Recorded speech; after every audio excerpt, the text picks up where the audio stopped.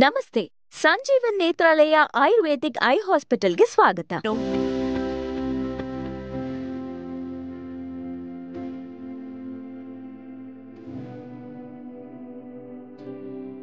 ಹಿಂದಿನ ವಿಡಿಯೋದಲ್ಲಿ ನಾವು ಶುಗರ್ ಇಂದ ಬರುವ ಡಯಾಬಿಟಿಕ್ ರೆಟಿನೋಪತಿ ಹಾಗೇನೆ ಪ್ರಪಂಚದಲ್ಲಿ ಎಲ್ಲೂ ಟ್ರೀಟ್ಮೆಂಟ್ ಇರದ ಜೆನೆಟಿಕ್ ಡಿಸಾರ್ಡರ್ ಆಗಿರುವ ಆರ್ಪಿ ಅಂದ್ರೆ ಕತ್ತಲಲ್ಲಿ ಕಣ್ಣು ಕಾಣದಿರುವ ಸಮಸ್ಯೆಗಳಿಗೆ Sanjeevan Netralaya ayurvedic I hospital ಎಷ್ಟು ಅದ್ಭುತವಾದ ಟ್ರೀಟ್ಮೆಂಟ್ ನೀಡ್ತಿದ್ಯೋ ತಿಳ್ಕೊಳ್ಳೋಣ. ಟ್ರೀಟ್ಮೆಂಟ್ ಪಡ್ಕೊಂಡು ಎಷ್ಟು ಆನಂದವಾಗಿರೋ ಪೇಷಂಟ್ ಮಾತನ್ನ ಕೂಡ ಕೇಳಿದ್ವಿ. ಅವರಲ್ಲಿ ದೊಡ್ಡ ದೊಡ್ಡ ಅಲೋಪತಿ ಡಾಕ್ಟರ್ಸ್ ಕೂಡ ಇದ್ದಾರೆ. ಅಂದ್ರೆ ಈ ವಿಡಿಯೋದಲ್ಲಿ ನಾವು ಗ್ಲಾಕೋಮಾ, ಕಣ್ಣಿಗೆ ಒತ್ತಡ ನೀಡೋ ರೋಗ, ಇದು ಕ್ಲಿಷ್ಟಕರವಾದ ರೋಗ. ಇದರಿಂದ ಆಪ್ಟಿಕ್ ನರ್ವ್ ಕೂಡ ಅಂದ್ರೆ ಕಣ್ಣಿನ ನರಕ್ಕೆ ಎಫೆಕ್ಟ್ ಆಗಿ ದೃಷ್ಟಿ ಕಳ್ಕೋತಾರೆ. ಇದಕ್ಕೂ ಸಹ ಪ್ರಪಂಚದಲ್ಲಿ ಎಲ್ಲೂ ಕೂಡ ಟ್ರೀಟ್ಮೆಂಟ್ ಸಿಗಲ್ಲ.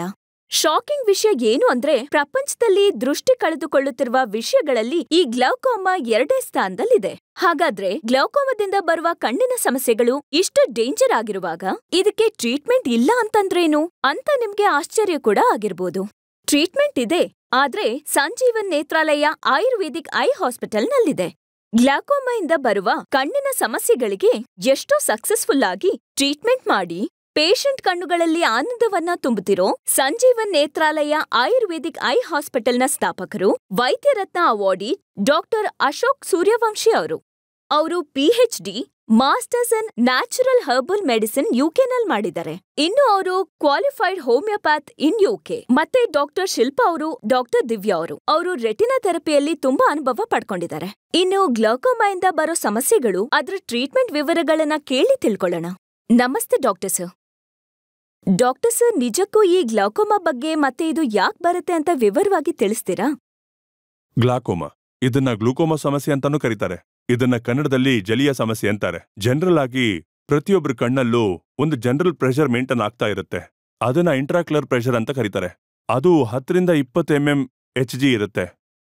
ಯಾವಾಗ ಪ್ರೆಷರ್ 20ನ್ನ ದಾಟುತ್ತೋ ಆಗ ಕಣ್ಣಿನ ಸಮಸ್ಯೆ ಶುರುವಾಗುತ್ತೆ. ಅದನ್ನೇ ಗ್ಲಾಕೋಮಾ ಅಂತ ಕರೆಯೋದು. ಈ ಗ್ಲಾಕೋಮಾ ಇಂದ ಕಣ್ಣಿನ ಒತ್ತಡ ಹೆಚ್ಚಾಗಿ ಆಪ್ಟಿಕ್ ನರ್ವ್ ಅಂದ್ರೆ ಕಣ್ಣಿನ ನರ ಹಾನಿಯಾಗುತ್ತೆ. ಇದನ್ನ ಆಪ್ಟಿಕ್ ಎಟ್ರೋಪಿ ಅಂತಾರೆ.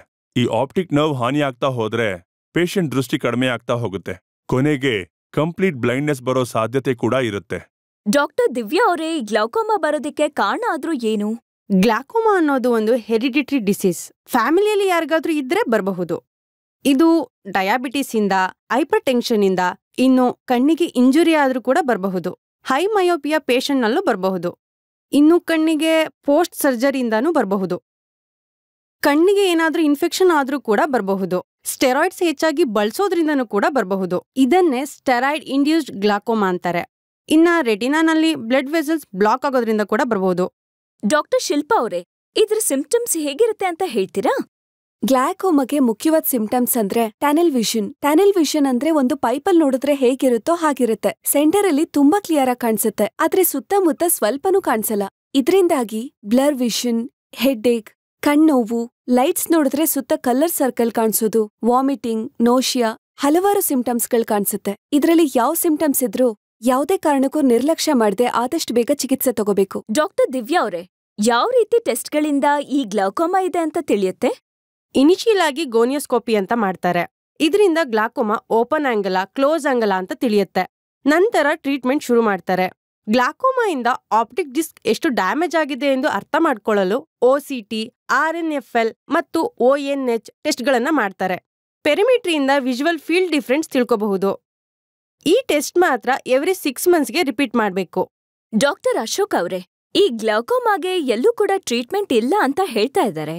ಮತ್ತೆ ಸ್ವಲ್ಪ ಜನ ಪೇಷಂಟ್ಸ್ ದೊಡ್ಡ ದೊಡ್ಡ ಹಾಸ್ಪಿಟಲ್ಸ್ಗೆ ಹೋಗಿ ಗ್ಲಾಕೋಮಾಗೆ ಟ್ರೀಟ್ಮೆಂಟ್ ಮಾಡಿಸ್ಕೊತಿದ್ದಾರೆ.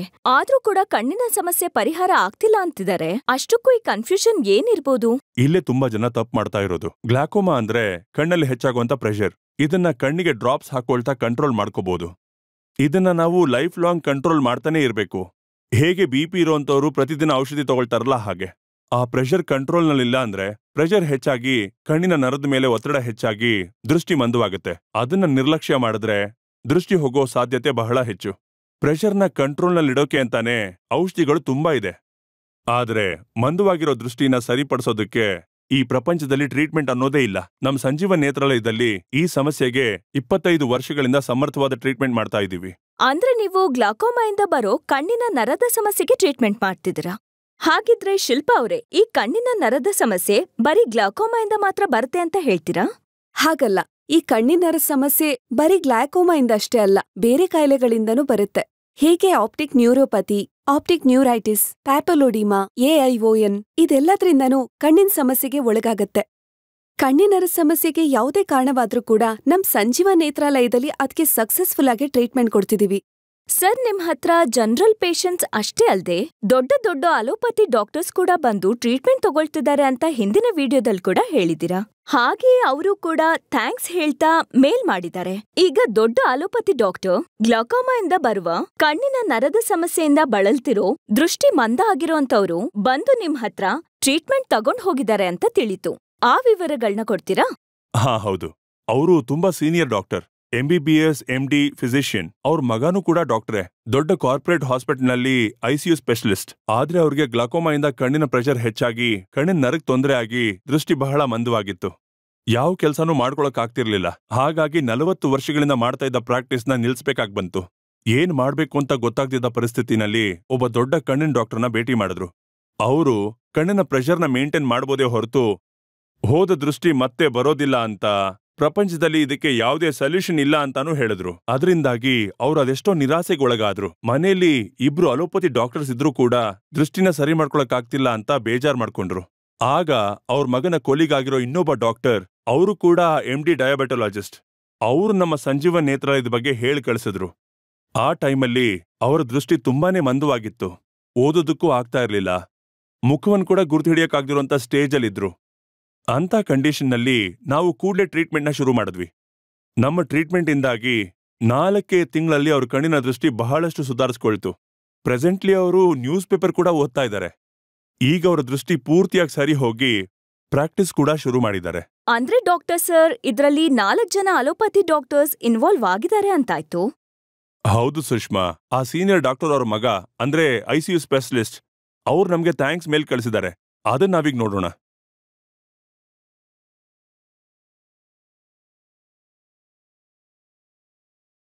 ನಾನು ಒಂದು ದೊಡ್ಡ ಆಸ್ಪತ್ರೆಯಲ್ಲಿ ICU ಸ್ಪೆಷಲಿಸ್ಟ್ ಆಗಿ ಕೆಲಸ ನಿರ್ವಹಿಸ್ತಾ ಇದ್ದೀನಿ. ನಮ್ಮ ತಂದೆಯವರು ಕೂಡ ಡಾಕ್ಟ್ರೇ. ಅವರಿಗೆ ಜನರಲ್ ಫಿಸಿಷಿಯನ್ ಆಗಿ 40 ವರ್ಷದ ಅನುಭವ ಇದೆ.